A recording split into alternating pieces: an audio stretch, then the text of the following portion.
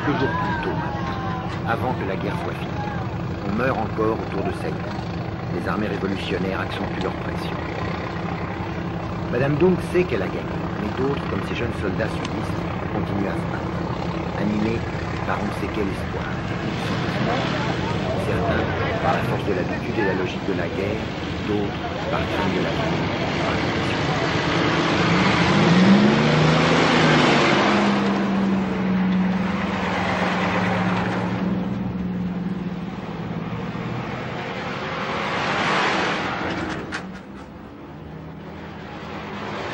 Nhưng không sợ nữa. Je suis un Vì soldat. lính phải chấp nhận hết đó.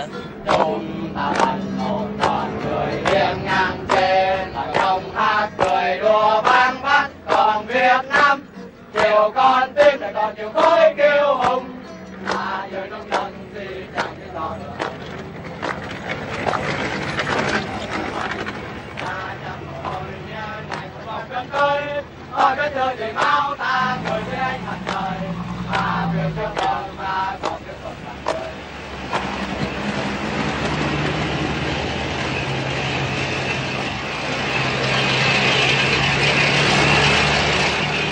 La situation était grave, sérieuse, mais pas désespérée. Alors je pense que si les combattants, c'est l'armée vietnamienne, peuvent tenir debout pour un certain temps, suffisamment pour des entretiens avec les communistes, et on pourrait atteindre à des clauses acceptables. Vous sentez capable de vivre avec les communistes? De vivre avec les communistes, franchement dit, je ne suis pas un capitaliste et au point de vue de distribution des biens, ce n'aurait pas un grand problème. La question de liberté, ça serait à voir. Mais, par exemple, si ici, on va subir une défaite immédiate, je pense que ce serait une catastrophe. Mais si on a un certain temps, un délai de quelques années, pour chercher, pour les communistes et les nationalistes, chercher à se comprendre et à s'adapter. Je pense que ça va s'arranger bien. Si tout le monde cherche à s'en aller, à s'enfuir, et se montrer égoïste, lâche, ça serait fini.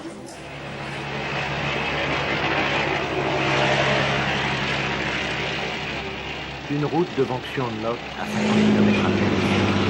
On y croit encore, confusément. Les soldats de la 18e division sud-vietnamienne montent en ligne. Ils préparent une contre-attaque.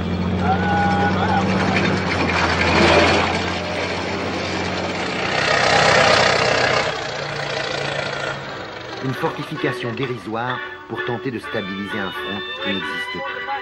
La 18e division attend une attaque frontale, mais les Bedoy ne jouent pas le jeu. Ils contournent les défenses en tenaille. Le 27 avril au matin, c'est la dernière véritable bataille de la guerre du Vietnam, à Trang Bom, à 40 km de Saigon. Vous avez déjà vu ces images au journal télévisé, le dernier document que nous avons pu expédier vers Paris avant que les communications soient coupées pour un mois.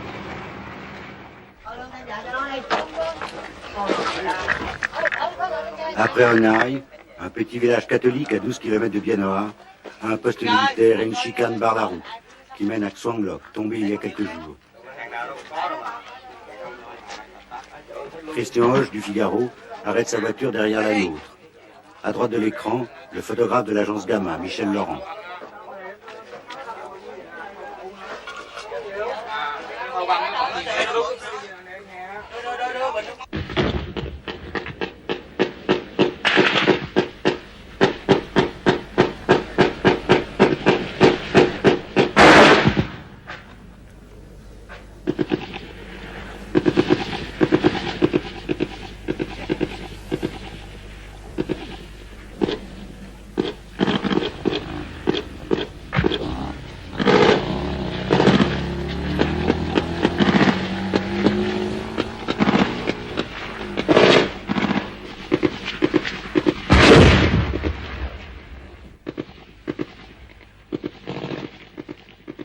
Jean-Pierre Moscardo va se replier en faisant signe à l'ingénieur du son, Claude Fabre.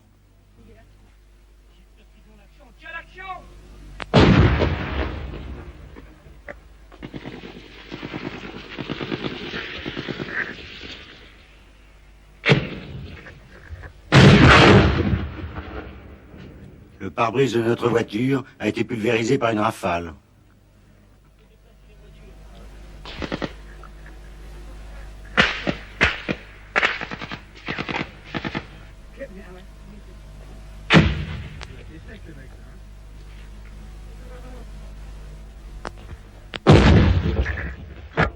La voiture du Figaro est touchée par un obus de mortier. Derrière Fabre qui court, Laurent s'arrête, se retourne. Christian Hoche n'a pas suivi. Les miliciens du village tirent sur les Nord-Vietnamiens qui arrivent. L'un d'eux court à la voiture de nos confrères.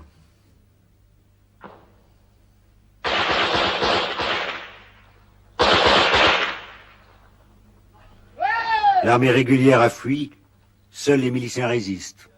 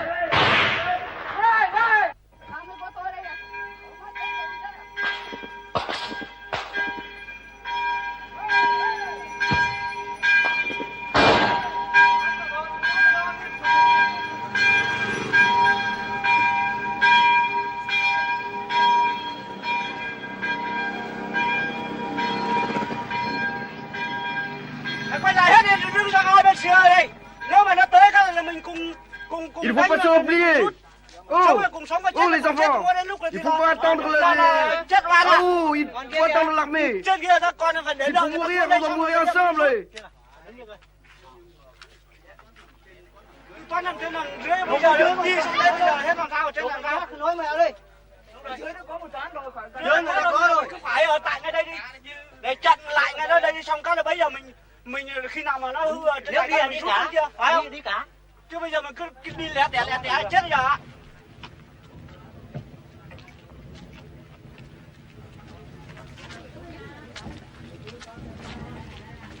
Nó xen vào giữa, nó xen vào quãng giữa nó đánh mình làm sao mình chịu nổi được. Tôi nên tự vệ làm gì có. Ils sont trop nombreux. Nous n'avions pas d'armes modernes. Khi tụi tôi bắn nó lại vào trong cái chắn chiến xa đó. Thì nó lên thì tụi tôi lại bắn nó lại dạt xuống rồi nó tiến lên nhiều quá thì tôi có ít súng nên tự vệ thì tôi không có vũ khí.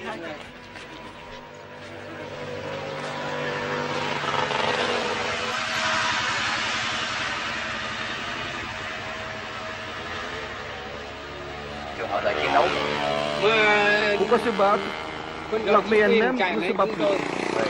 Chúng tôi nhân dân tự vệ mà.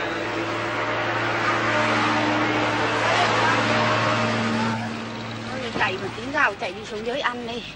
Em ở dưới này Bắc Ninh để bảo vệ lấy gạo. Không lấy được nữa.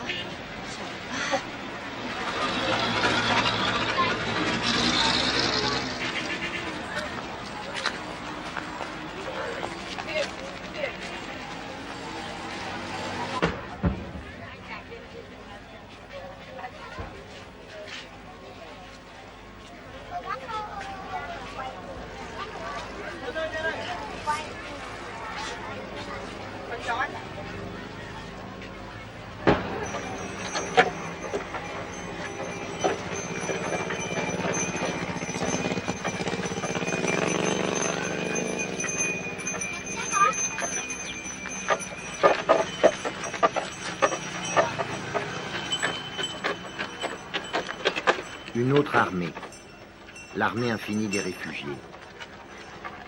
Seuls quelques miliciens catholiques, déjà réfugiés du Nord, ont fait le coup de feu à la porte de leur village.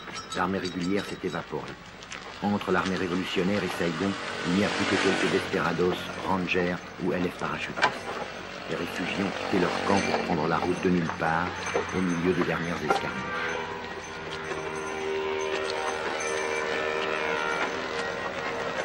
La plupart de ces réfugiés sont des montagnards qui en sont à leur 2e, à leur 3e ou à leur 10e exode.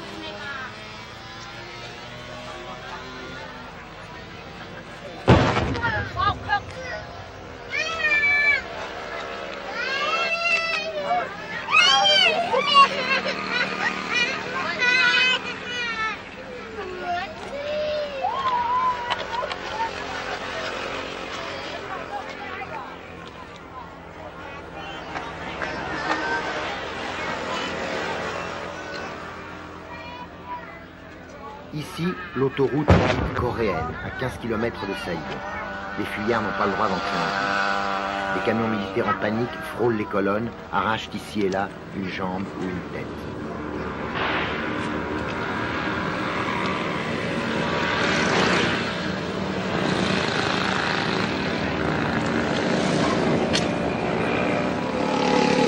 Les réfugiés marchent toujours, sans un mot, avec un courage tranquille qui a stupéfié tous les témoins.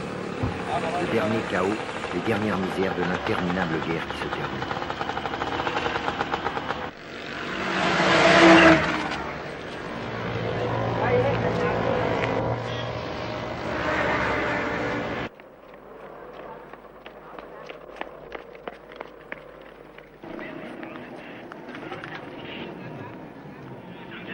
Lundi 28, à 2 jours de la fin, le pont de Xalo à l'entrée de Saïgon.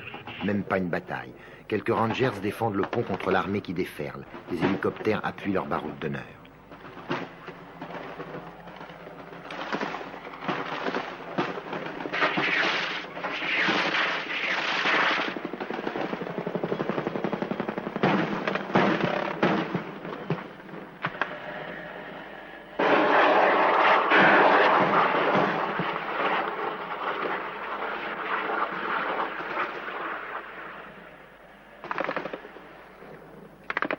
De l'autre côté de la rivière, des silhouettes. Ce sont les fantassins communistes qui avancent.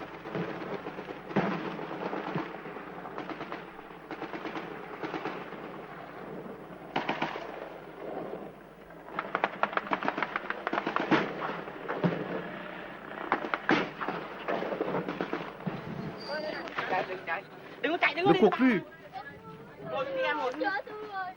Je ne vais pas mourir, n'est-ce pas?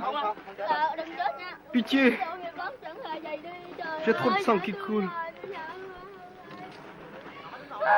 Arrêtez le sang, arrêtez le sang.